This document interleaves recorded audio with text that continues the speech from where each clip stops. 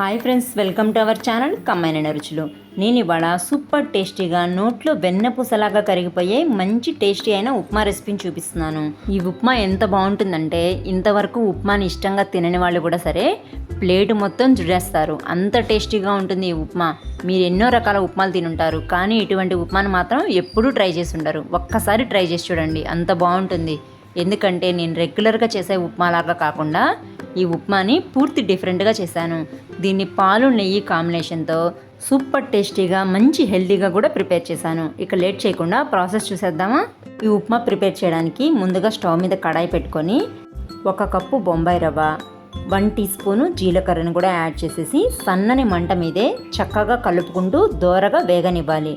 రవ్వ వేగి మంచి సువాసన వస్తుంది అనుకున్నప్పుడు స్టవ్ ఆఫ్ చేసేసి ఈ రవ్వ మిశ్రమాన్ని వేరొక బౌల్లోకి ట్రాన్స్ఫర్ చేసుకోవాలి. ఇలా చేయడం వల్ల ఉప్మా మంచి రుచిగానే కాకుండా నోట్లో వెన్నెలాగా కరిగిపోవడానికి పాలని బాగా అబ్జర్వ్ చేసుకుంటుంది. కాబట్టి ఇలా చక్కగా రోస్ట్ చేసుకున్న రవ్వతోనే ఈ ఉప్మా తయారు చేసుకోవాలి.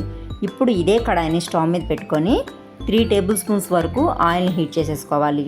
అదేంటి నేతి పాల ఉప్మా అని టైటిల్ పెట్టి నూనె వేసుకోమంటున్నారు అనుకుంటున్నారేమో. నెయ్యి ఎప్పుడు యాడ్ చేసుకోవాలి అనేది నేను చెప్తాను. ఇప్పుడైతే నూనెనే యాడ్ చేసేసుకోవాలి. ఆయిల్ చక్కగా హీట్ అయినాక 1 టీ స్పూన్ ఆవాలు, 1 టీ స్పూన్ మినప్పప్పు, 1/2 టేబుల్ స్పూన్ మాత్రమే జీలకర్ర యాడ్ చేసుకోవాలి. జీలకర్ర క్వాంటిటీ ఎందుకు తగ్గించాను అనుకుంటారేమో. మనం ఆల్రెడీ రవ్వ వేయించుకునేటప్పుడు జీలకర్ర యాడ్ చేసుకున్నాం కాబట్టి ఇప్పుడు జీలకర్ర 1/2 టేబుల్ స్పూన్ వేసుకుంటే సరిపోతుంది. వీటితో పాటు 1 టేబుల్ స్పూన్ మినప్పప్పు, 1 టేబుల్ స్పూన్ జీడిపప్పు పలుకుల్ని కూడా యాడ్ చేసుకొని ఒకసారి బాగా మిక్స్ చేసేసుకొని సన్నని మంట మీదే మంచి రంగు వచ్చే వరకు బాగా వేయించుకోవాలి. తాలింపు మాత్రం చక్కగా ఎర్రగా వేగాలి. అప్పుడే మనం ఈ ఉప్మాని రుచికరంగానే కాకుండా కలర్ఫుల్గా కూడా తయారు చేయగలుగుతాం.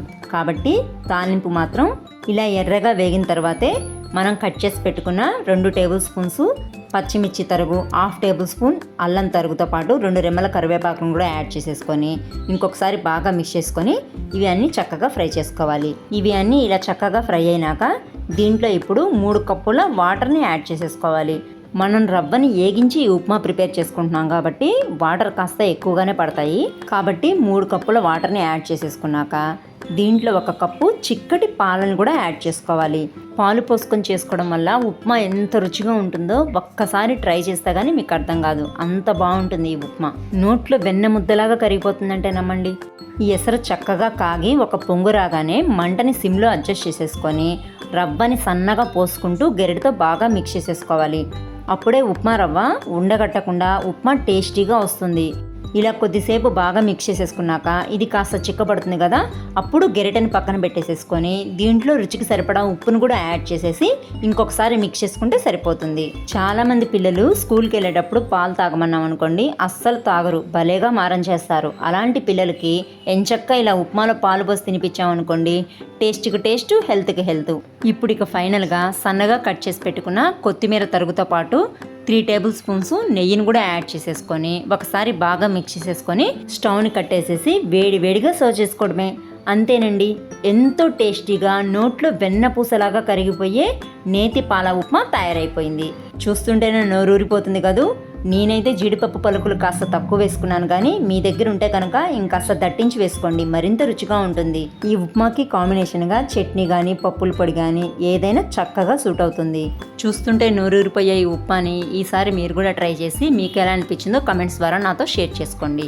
ఈ వీడియో నచ్చితే కనుక లైక్ చేయండి, షేర్ చేయండి. ఇలాంటి మరిన్ని ఇంట్రెస్టింగ్ రెసిపీస్ కోసం ఛానల్ని సబ్స్క్రైబ్ చేసుకోండి. లైక్ చేయడం మాత్రం అస్సలు మర్చిపోవద్దు. Thanks for watching.